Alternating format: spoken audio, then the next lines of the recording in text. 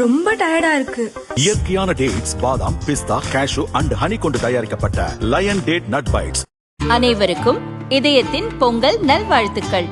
பொங்கலோ பொங்கல்.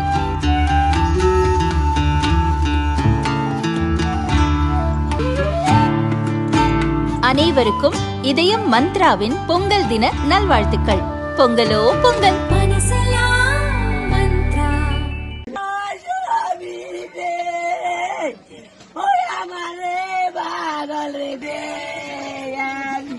வங்கதேசத்தில் கடந்த ஆண்டு நடந்த மாணவர் போராட்டம் கலவரமாக மாறியது.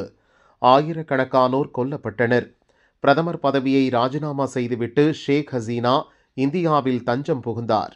மாணவர் போராட்டத்துக்கு தலைமை வகித்து போராடிய மாணவர் அமைப்பின் தலைவர் ஷெரீப் ஒஸ்மான் ஹாடி கடந்த மாதம் சுட்டுக் கொல்லப்பட்டதை தொடர்ந்து வங்கதேசத்தில் மீண்டும் போராட்டங்கள் வெடித்தன. இந்துக்கள் உள்ளிட்ட சிறுபான்மை மக்கள் குறிவைத்து தாக்கப்பட்டு வருகின்றனர். டிசம்பர் 18ஆம் தேதி தீபு சந்திரதாஸ் என்ற ஹிந்து இளைஞரை மர்ம கும்பல் கொடூரமாக அடித்து கொன்று உடலை தீ வைத்து கொளுத்தியது. இஸ்லாம் மதத்தை இழிவுபடுத்தி பேசியதால் கொன்றதாக தங்கள் செயலை போராட்டக்காரர்கள் நியாயப்படுத்தினர். அன்று முதல் வரிசையாக இந்து மதத்தைச் சேர்ந்த இளைஞர்கள், வியாபாரிகள், தொழிலாளர்கள் கொடூரமான முறையில் கொல்லப்பட்டு வந்தனர். அந்த வகையில் இன்னொரு இந்து இளைஞர் கொலை செய்யப்பட்டிருக்கிறார். அது பற்றிய விவரம் வருமாறு: சிட்டகாங் நகரைச் சேர்ந்த கார்த்திக் குமார் தாஸ், ரீனா ராணி தம்பதியரின் மூத்த மகன் சமீர் தாஸ், வயது 28, ஆட்டோ ஓட்டி வந்தார்.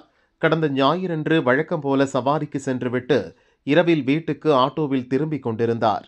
அப்போது மர்ம கும்பல் துப்பாக்கியை காட்டி ஆட்டோவை வழிமறித்தது. வண்டியை நிறுத்திய சமீர்தாஸை கொடூரமாக அடித்தனர். கத்தியாலும் சரமாரி குத்தினர். இதில் சம்பவ இடத்திலேயே சமீர்தாஸ் பரிதாபமாக இறந்தார். சமீர்தாஸ் இறந்து போனதை உறுதி செய்த மர்ம ஆசாமிகள் அவரது ஆட்டோவை திருடி கொண்டு தப்பி சென்றுள்ளனர். சவாரிக்கு போன மகன் சடலமாக திரும்பி வந்ததால் பெற்றோர் அதிர்ச்சியில் கதறினர். மதத்தின் பெயரால் மகனை கொன்ற குற்றவாளிகளுக்கு தூக்கு தண்டனை வழங்க வேண்டும் என சமீர்தாஸ் குடும்பத்தினர் வலியுறுத்துகின்றனர்.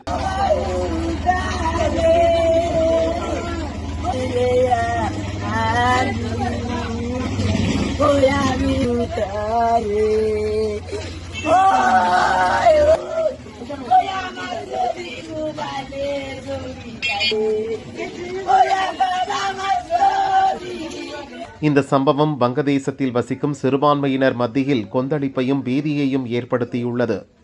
வங்கதேசத்தில் 3 வார காலத்துக்குள் கொல்லப்பட்ட இந்துக்களின் எண்ணிக்கை 8ஆக உயர்ந்துள்ளது. இது வங்கதேச போலீசார் சொல்லும் கணக்கு.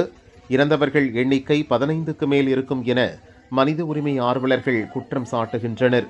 சிறுபான்மையினர் மீதான தொடர் தாக்குதலை தடுத்து நிறுத்த வங்கதேச அரசுக்கு இந்தியா உள்ளிட்ட பல நாடுகள் கண்டனம் தெரிவித்துள்ளன. கத்தோலிக்க திருச்சபையின் போப் 14ஆம் லியோவும் வங்கதேசத்தில் சிறுபான்மையினர் கொல்லப்படுவதை கடுமையாக கண்டித்துள்ளார். மதத்தின் பெயரால் சிறுபான்மையினர் தாக்கப்படுவது வங்கதேசம், சூடான், நைஜீரியா உள்ளிட்ட நாடுகளில் அதிகரித்துவிட்டது. இதை தடுத்து அப்பாவிகளின் உயிரை காப்பாற்ற உலக நாடுகள் ஒன்றுபட்டு முயற்சிக்க வேண்டும் என போப் 14ஆம் லியோ வலியுறுத்தியுள்ளார்.